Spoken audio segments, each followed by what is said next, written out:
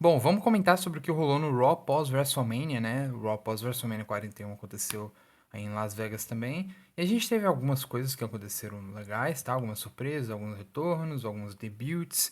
Então, bem interessante, vamos comentar sobre tudo que aconteceu. Bom, a gente viu o show começar com alguns anúncios, algumas pessoas chegando. Geralmente eles sempre começam shows semanais mostrando algumas das pessoas chegando. E a gente viu primeiro Seth Rollins e Paul Heyman chegando juntos no carro, né? Então a parceria deles ali já foi mostrado que talvez seria algo um pouco mais definitivo, né?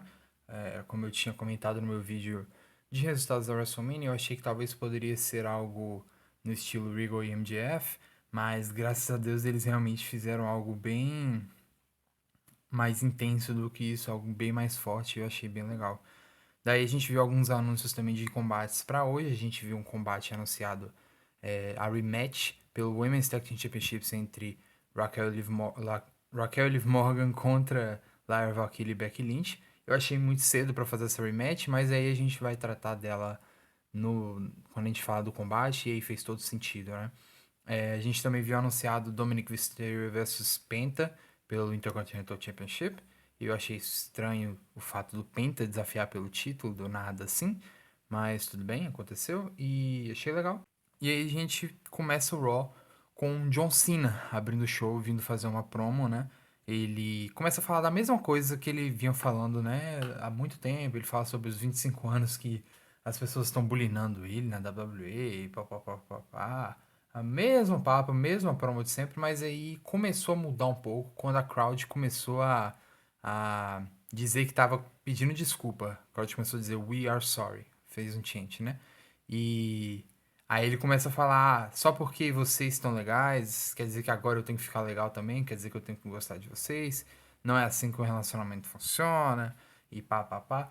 E ele começou a falar que havia 36 datas, né? 36 datas que ele teria marcado. Não são lutas, não são momentos, são aparições, né? 36 aparições no ano e acabou. É isso. É a última coisa que a gente vai ver do John Cena. E 36 era no início do ano. E ele fez a contagem e agora a gente já tá em 27, tá? Então, vamos ver John Cena na WWE só mais 27 vezes. Então, cada momento é um momento importante, querendo ou não. Daí ele começou a fazer esse papo e ele falou: eu sou o último campeão de verdade, porque o campeão que vai vir depois de mim, eu sei que vai ter um outro título, vai ter um outro campeão, mas não vai ser o campeão real. Eu vou ser o campeão, eu vou levar isso, eu vou me aposentar com isso e tal.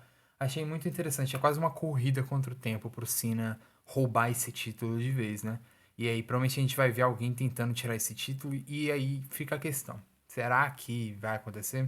Será que alguém vai tirar esse título de John Cena? Ou ele realmente vai ser o último campeão real?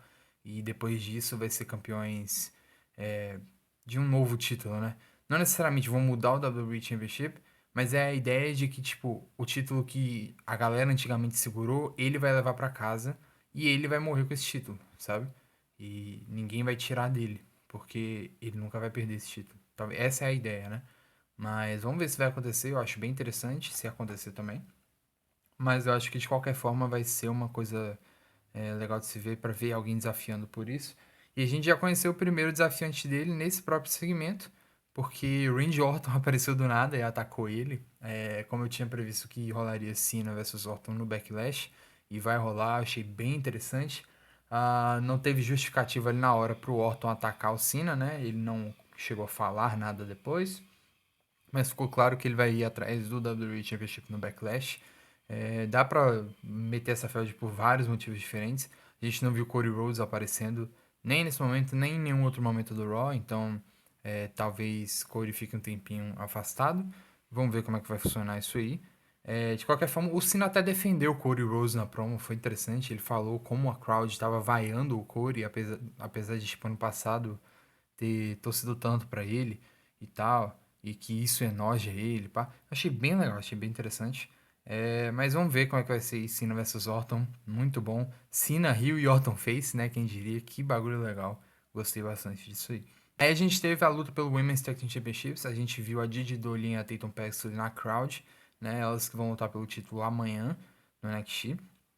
Aí a gente viu o combate foi ok, mas o que surpreendeu mesmo foi o final, porque eu vi que pro final eles estavam encaminhando pra uma vitória de Raquel e Liv, e eu falei, cara, como assim?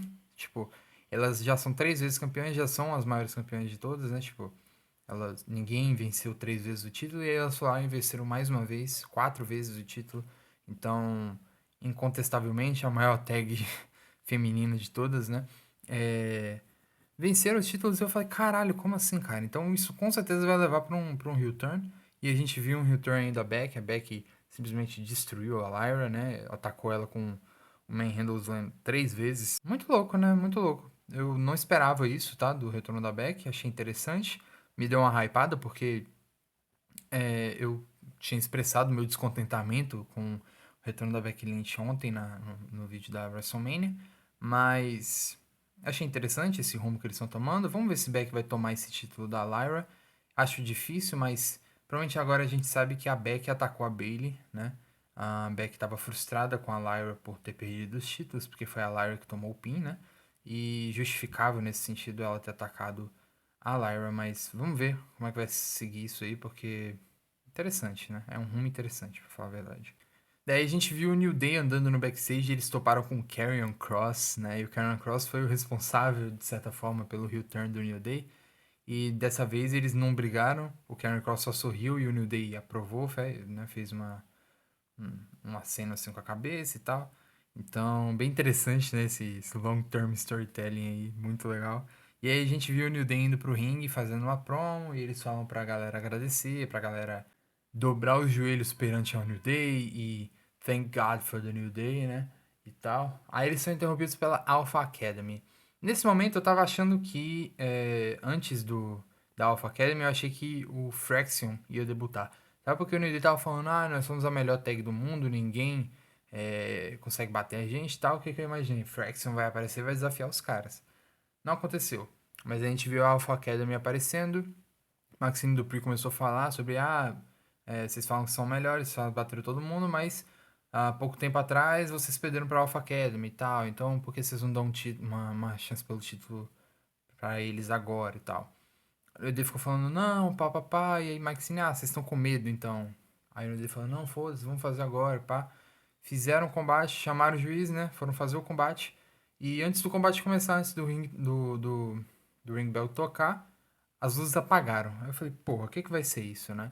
As luzes apagaram e aí a gente viu uma team esquisita tocando, gostei da team, tá? Pra falar a verdade. E aí a gente viu Rusev voltando para a WWE. Muito foda, tá? Muito foda o retorno do Rusev. Eu senti esse retorno do Rusev muito parecido com aquele retorno do Braun Strowman, acho que foi em 2022, onde o Braun Strowman retornou atacando um monte de tag aleatória e a gente não descobriu por quê desses ataques por muito tempo. Eu acho que até hoje, na verdade, é meio complicado. Ela tá aqui tentando interromper o vídeo, mas achei muito parecido com o retorno do Braun. E interessante, tá? Gostei bastante do retorno do Russo. Vamos ver como é que eles vão fazer em seguida. O Russo atacou todo mundo, deixou claro que ele não tá mais naquele negócio de Rusev Day, ele tá meio rio, né? Ele tá atacando todo mundo, tá uma gimmick muito parecida com a do Braun, pra falar a verdade. Então, curioso, né? Vamos ver como é que vai ser isso aí. Mas de qualquer forma, Rusev tá de volta na WWE. Muito foda. Depois de 5 anos. 5 anos fora, né? Muito bom. Gostei bastante disso aí. Daí a gente viu um segmento no backstage com a Judgment Day, né? Mais cedo a Judgment Day tinha mostrado eles chegando na arena, né? E tava todo mundo da Judgment Day, menos o Finn Balor, tá? Eles estavam junto com o Dominic, eles estavam comemorando o fato do Dominic ter vencido o título, né? E tal. E aí. Agora eles estavam no lugar lá da Judgment Day, no backstage, né? E o Finn Balor chegou, né? E encarou um pouco o Dom e tal. Daqui a pouco a Liv ficou falando. Olha, você tem que torcer, tipo, uma vitória pra ele é uma vitória pra todos nós, e pá. Daqui a pouco o Finn Balor falou, o que aconteceu em Vegas, fica em Vegas, sorriu e parabenizou o Dom e tal. E falou que eles têm que se preparar pro combate hoje. Achei interessante, achei ok. Mas claramente Finn Balor não tá feliz com isso e provavelmente Finn Balor vai ter um resultado impactante aí na derrota do Dominic por esse título. Quem sabe ele não tira esse título do Dom. Mas um face turn tá com certeza vindo aí pro Balor, tá? Ou até um heel turn do Balor e um face turn da Judgment Day. Quem sabe, né? Não sei. Poderia ser, poderia ser legal, se bem executado. Dominic Mysterio face agora Ele já tá extremamente over com a crowd já tá adorando ele, então quem sabe pode dar certo, mas eu acho que perderia um pouco a essência dele, porque o que faz ele ser tão bom é o fato dele ser heel. Mas vamos ver, né? Vamos ver. Daí a gente viu aí o Sky indo pro ringue com o título, né? Agradecendo pela crowd e tal. E simplesmente dizendo que, eu sou melhor agora que eu bati todo mundo e tal. E muito bom. E aí, porra, do nada, Stephanie Vaquer, do NXT, a NXT Champion, apareceu. Simplesmente do nada, tá? E eu tava esperando talvez Julia aparecer, mas Stephanie Vaquer foi uma surpresa total pra mim. Ela apareceu com o título, falou que respeita muito a Io e tal, só que ela é melhor e papapá. E aí as duas começaram a se desafiar pra um combate e Io falou: vamos fazer isso agora. E eu falei: caralho, Io Sky contra Stephanie Vaquer. Do nada, filho. Cara, impressionante, tá? Impressionante. E aí a gente teve o Sky contra o Stephen Vaquer, combate impecável, maravilhoso, incrível, tá? Mas acabou em DQ. Infelizmente acabou em desqualificação. Quando o Roxanne Perez atacou. Eu acho que ela atacou foi a Stephanie. Ou foi a Io, eu não me lembro. Mas ela atacou uma das duas. Começou a atacar, daqui a pouco Julia apareceu, né? Julia e Perez, pelo jeito, se uniram. Foi uma coisa assim, não sei. Não tem backstory disso, não tem nada assim que estava acontecendo no NXT para as duas se unirem assim. Mas aparentemente agora as duas se uniram, começaram a atacar a Io e a Stephanie, né? Até que a Rhea Ripley apareceu do nada e atacou as duas. Rhea encarou um pouco a Julia e tal. E a Rhea ajudou, né? A Io e a Stephanie e depois pegou o título da Io e entregou pra ela, né? Mas entregou numa boa, falou: eu tô voltando por isso aqui e tal. Então, provavelmente deve ver Rhea contra Io aí no futuro próximo, mas interessante. Mas fiquei empolgado com a aparição da Stephanie Vaquer. Um, Como eu falei, ela pode estar perto do main roster, imagino que Julia também esteja. E Roxanne já tá praticamente no main roster também. Depois a gente teve Jey Uso vindo comemorar, a gente teve um vídeo package ali mostrando a carreira, a infância, a vida do Jey Uso, né? Achei bem legal. E aí ele veio comemorar com o título e tal, fez o Yeet com a crowd, ficou uns 10 minutos fazendo o Yeet, foi muito bom. E enquanto ele tava falando, Sami Zayn fez seu retorno, apareceu e chegou no ringue e tal. Falou que foi difícil pra ele ficar esse tempo fora, foi difícil pra ele perder a WrestleMania e tal, e que ele tava considerando nem vir pra Las Vegas, mas que ele precisava vir pra Las Vegas pra ser o primeiro cara a subir no ringue, olhar na cara do Jay e dizer que ele tava orgulhoso dele, né? E eu achei bem legal esse momento, tá? Mas eu achei que talvez viria um turn do Sami Zayn. Ou que pelo menos o Sami Zayn ia desafiar, ou dizer que vai desafiar o Jay pelo título, tá? Mas não foi o que aconteceu. A gente teve um pequeno tease, talvez. A gente pode talvez considerar se no futuro o Sami Zayn realmente tornar. E a gente pode olhar nesse momento e dizer, tava aqui desde o início e tal. Mas se não, é só um momento aleatório. Porque os dois estavam no corners, né? Subiram nos corners para fazer o hit. O Sami Zayn desceu primeiro e ficou olhando para ele. A crowd deu uma levantada ali, torceu. Ele falou, meu Deus, é agora e tal, mas não rolou nada. Daqui a pouco o Jimmy Uso apareceu, abraçou os dois e tal, e os três comemoraram juntos. E ficou uns 10 minutos assim essa comemoração. A galera esperando pra ver se o Sami ia turnar, mas não rolou. E é isso, né? Vamos ver como é que vai ser isso aí, porque eu acho ainda que vai ter um turno do Sami Zayn, tá? Eu acho que provavelmente vai lutar contra o Jey Uso por esse título. E quem sabe até vencer, né? Seria ótimo o Sami Zayn World Champion. Daí a gente viu o segmento no AJ Styles no backstage, né? O AJ Styles está sendo entrevistado e perguntou pra ele como que ele aceita, como que ele tá aceitando a derrota pro Logan Paul, né? Ele falou que tá de boa, tá ok, e que ele aceita, o que é surpresa pra mim, porque eu imaginei que fariam ele ficar frustrado, talvez voltar pros Evil Ways, como eu tava comentando bastante, mas aparentemente não foi o que aconteceu. Ele ficou numa boa, ficou numa nice. Karrion Kross apareceu muito puto. E, pô, o Karrion Kross tá tendo um destaque incrível, tá? Tá tendo um destaque incrível. Ele fez um. Ele apareceu, eu acho que foi num evento de mídia, ou foi num podcast. Eu não entendi exatamente, eu só vi esse corte de uns 2 minutos, 3 minutos, dele chegando nesse local e começando a falar, fez uma pipe bomb ali praticamente. Simplesmente incrível, onde ele mandou o Triple H se fuder, literalmente mandou o Triple H se fuder. Eu recomendo, se você não viu isso ainda, vá ver, porque é incrível, tá? foi simplesmente maravilhoso. E ele falou que isso não é o Karrion Kross falando, é o Killer Kross. Então, quem sabe a gente vê um retorno do Killer Kross, né? Incrível. E aí o Kross tava puto com a AJ Styles ali, falando como que ele pode aceitar isso e tal. E a AJ Styles fala, se você tá incomodado, vai fazer alguma coisa sobre isso. E o Kross fala, talvez eu faça, talvez eu faça. Então, vamos ver aí, a gente talvez tenha um teaser de Karrion Kross contra Logan Paul no futuro. Vamos ver como é que vai ser, mas muito interessante que eles estão usando mais o Cross. O Cross é muito bom, ele merece um destaque assim. E ele finalmente se encontrou nesse personagem, né? Porque ele tava meio perdido, já tinha um tempo, mas eu sempre gostei muito do Cross e tô feliz que ele tá sendo usado dessa maneira. Daí a gente teve os comerciais e o Gunter apareceu nos comerciais e começou a falar algumas coisas perto da mesa de comentaristas. Daqui a pouco a gente ouviu o Michael Cole e o Pat McAfee falando alguma coisa sobre o Gunter, né? E o Gunter ficou meio puto com isso. E foi lá e começou a falar merda pro Cole e pro Pat.